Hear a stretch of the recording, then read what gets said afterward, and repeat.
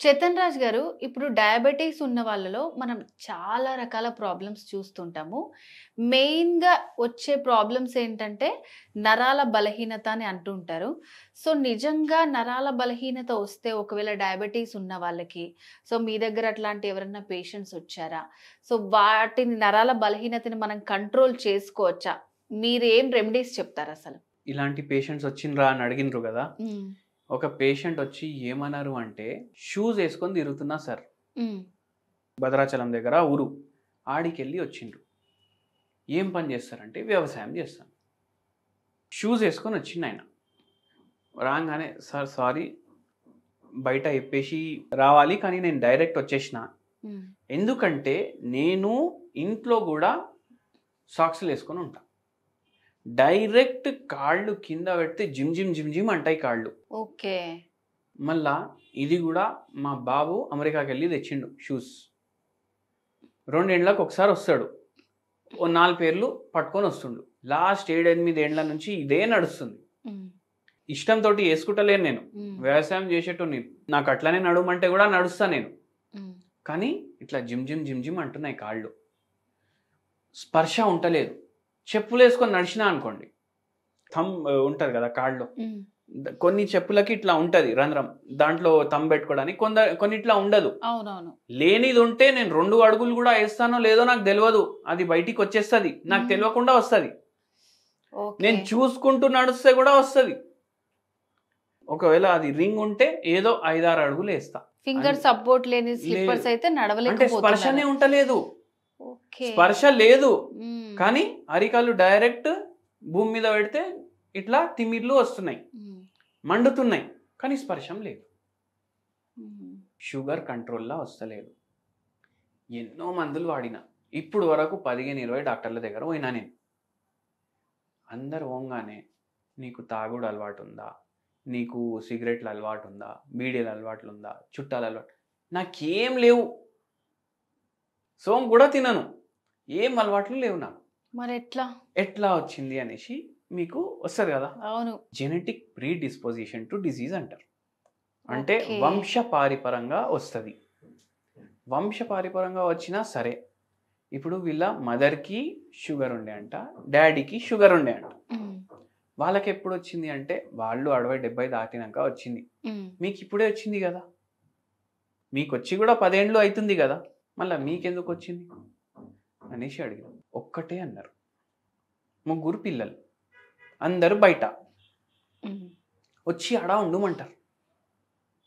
ఈడ పొలాలు ఎవరు చూసుకుంటారు? సరే అనేసి మా ఆవిడ వెంట పడితే పోయినాం. 6 నెలల కోసం పోయినాం. ఇప్పటికీ మా మిస్సెస్ పోతుంది.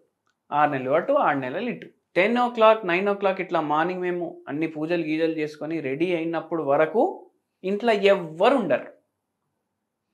ఇప్పుడైనా యాప్లు ఉన్నాయి. హ్మ్. ఇప్పుడు మనం ఠాగూర్ సినిమా చూడాలనుకోండి, అవును. ఏదో యాప్ ఓపెన్ చేస్తాం, కొడతాం, చూస్తాం. ఎక్కడి నుంచి చూడాలనుకుంటే అక్కడ అక్కడ నుంచి ఇంకా ఒక 10 ఏళ్ళు బ్యాక్ పోతే అవి అన్నీ లేకుండే కదా. అవును. ఏం చూడాలి, ఎంతసేపు అని టీవీ చూస్తాడు మనిషి. మా కొడుకు ఇంట్లో 2 కుక్కలు కూడా ఉన్నాయి. మళ్ళా వాళ్ళతో ఏం మాట్లాడతాం? అవును. మనుషులే అరే మాట్లాడట్లేదు ఈ అక్కడ రోజుల్లో. ఎవ్వరు ఉండరు. హ్మ్. ఇక్కడ ఏమో నేను ఇంటి కాడికి వెళ్ళి బయటికి ఒక కిరాణా దుకాణానికి పోయినప్పుడు వరకు ఒక 100 మంది కలుస్తారు. హ్మ్. ఏందోరా బాగున్నావా, నమస్తే గిమస్తే అన్నీ. అక్కడ అవన్నీ ఏడుంటాయి? సోషల్ కాంటాక్ట్ ఉంటలేదు మనుషులకి. హ్మ్. ప్లస్ ఇంకా ఇంకా ఈయనకు ఏంది అంటే, ఇప్పుడు 3 ఉన్నారు కదా, 3 బయట ఉన్నారు. ఈయన ఏమన్నారు తెలుసా మనకు? హ్మ్. నేనైతే చదువుకోలేదు, అందుకే నాకు పిల్లలకి చదివిపియాలి అనిపించింది. ఇప్పుడు అనిపిస్తుంది ఎందుకు చదివిపించిన అనేసి. ముగ్గురు వేరే ఉన్నారు, బయట ముగ్గురు ఉండిపోయారు. అరే ఒక్కడు ఇక్కడ, అరే నువ్వు ఎక్కడికి రా, ప్రేమ ఉంది, గీమ ఉంది, అన్నీ ఉన్నాయి. వారంలో ఒక 20 సార్లు మాట్లాడుకుంటా పిల్లలతోటి. హ్మ్. కానీ ఏం లాభం ఇక్కడ ఉండకపోతే? ఇవన్నీ ఎవరు చూసుకుంటారు?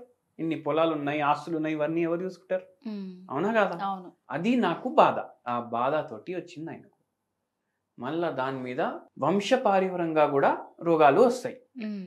ఇప్పుడు షుగర్ వ్యాధి ఉంది నా దాంట్లో, నరాలు ఇట్లా డ్యామేజ్ అయినాయి షుగర్ వల్ల.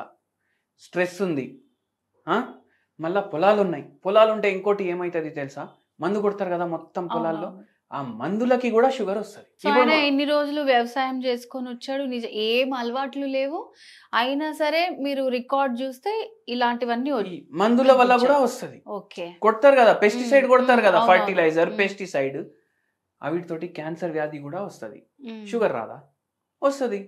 ఇప్పుడు ఈయనకు కంటిన్యూస్ ఎక్స్పోజర్ కూడా ఉంటుంది కదా. వీళ్ళకు ఎవరైతే పొలాల్లో పనిచేస్తారో వాళ్ళకి ఎక్స్పోజర్ కూడా ఉంటుంది కదా. అట్లా ఈయనకు అట్లా కూడా వచ్చి ఉండొచ్చు. మళ్ళీ ఇంకోటి చూడండి, వంశపారంపరంగా అందరికీ కూడా రాదు కదా. ఇప్పుడు 10 మంది పిల్లలు ఉన్నారు ఒకరికి, ఆయనకు షుగర్ వ్యాధి ఉందనుకోండి, అందరికైతే షుగర్ వ్యాధి రారు కదా పిల్లలకి, 3 4 వస్తుంది. అయితే స్ట్రెస్ ఎప్పుడైతే డామినేట్ చేస్తుంది లైఫ్లో, అప్పుడు మన జీన్స్లో ఉన్న రోగాలు బయట పడతాయి. ఓకే. అయితే ఈ పేషెంట్కి ఈ పెస్టిసైడ్కి ఎక్స్పోజర్ ఉండి మనం ఫుడ్ వాష్ చేసుకొని తింటాం కదా, ఫ్రూట్స్ కానీ ఏమన్నా వండేటప్పుడు కూడా వాష్ చేస్తాం, కానీ పెస్టిసైడ్ దాని లోపల కూడా ఉంది. ఎంత వండినా పెస్టిసైడ్ లోపలికెళ్ళి అయితే తీయలేం కదా బయటికి. పైన వాష్ చేస్తే పైన ఉన్నది పోతుంది, కానీ లోపల ఉండేది అది పోదు.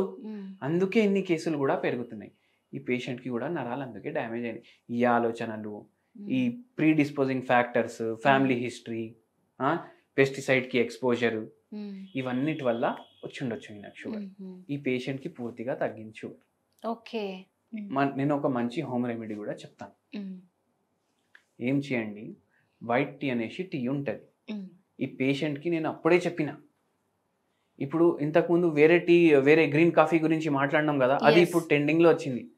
వైట్ టీ అనేసి టీ ఉంటుంది, 50 గ్రాములు 500 రూపాయలు ఉంటుంది. కొంచెమే వేసుకోవాలి. మీరు చెప్పే ప్రోడక్ట్స్ అన్ని కూడా గ్రీన్ కాఫీ కానీ వైట్ టీ కానీ ఇవి మనకి నిజంగా ఈజీగా అందుబాటులో ఉంటాయా? ఎక్కడ దొరుకుతాయో కూడా చెప్పండి డాక్టర్, వాళ్ళు తీసుకుంటారు. ఇప్పుడు ఏంది అంటే కొన్ని పెద్ద చాయ్ దుకాణాలు ఉంటాయి కదా, అవును, అవిట్లో దొరుకుతాయి. ఓకే. మళ్ళా ఇంకోటి ఏంటంటే ఇప్పుడు అన్ని ఫింగర్ టిప్స్ లోనే ఉంది. స్విగ్గీ, ఇన్స్టామార్ట్ ఉంటది, జెప్టో ఉంటది, బ్లింకిట్ ఉంటది, అమెజాన్ ఉంటది, ఇవన్నిట్లా కూడా దొరుకుతుంది. ఓకే. 3 పూటలు మీరు చాయ్ తాగుతారు అనుకోండి, దాని బదులు వైట్ టీ తాగండి. ఇప్పుడు ఇది కాస్ట్లీ ఉంది కదా అందరికి, అరే 500 రూపాయలకి చటాకు వస్తుంది, 2 గ్రాములు ఒక్క రోజుకి సరిపోతుంది. అంటే అందాజా నెలకు 500 మన కేబుల్ కనెక్షన్ కి కట్టుకుంటాం కదా. మళ్ళా మీరైతే 3 పూటలు తాగు అంటున్నారు.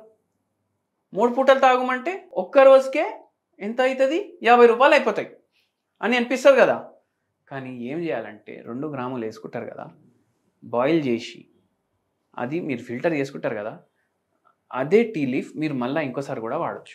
ఒక్కసారి యూజ్ చేసిన దాన్ని రీయూజ్ చేసుకోవచ్చు, అప్పటికప్పుడు వాడుకోండి. లేకపోతే ఏం చేయండి అంటే మంచిగా బాయిల్ చేయండి వాటర్ని, ఒక 1 లీటర్ వాటర్ని, ఇది దాంట్లో వేసి ఒక ½ అన్ అవర్ వదిలేసేయండి. ఈ వాటర్ని ఫిల్టర్ చేసుకొని 1 లీటర్ వాటర్ బాటిల్లో నింపుకోండి. కాపర్ బాటిల్ బెటర్, లేదు అంటే స్టీల్ బాటిల్, ప్లాస్టిక్ బాటిల్ వాడొద్దు. దాహం వేసినప్పుడు ఆ నీళ్ళు తాగండి. సో 1 లీటర్ నీళ్లు తాగినట్టు ఉంటది, మనకు వైట్ టీ కూడా పోయినట్టు ఉంటది. అవునా కదా, షుగర్ వ్యాధి పేషెంట్లకు చాలా బెనిఫిషియల్ ఉంటది ఇది. సో దీంట్లో మనం ఇంకేం యూజ్ చేయవసరం లేదు, జస్ట్ హాట్ వాటర్ సేమ్ ఈ వైట్ టీ లీవ్స్ వేసేసుకొని చేసుకోవచ్చు అనమాట. సో చాలా మంచి రెమెడీ చెప్పారండి. నిజంగా చాలా మంది అనుకుంటారు నాకు ఏం అలవాట్లు లేవు కదా, ఎందుకు వచ్చింది షుగర్ అసలు అని అనుకునే వాళ్ళకి చాలా బెస్ట్ ఎగ్జాంపుల్ చెప్పారు sir. Thank you so much.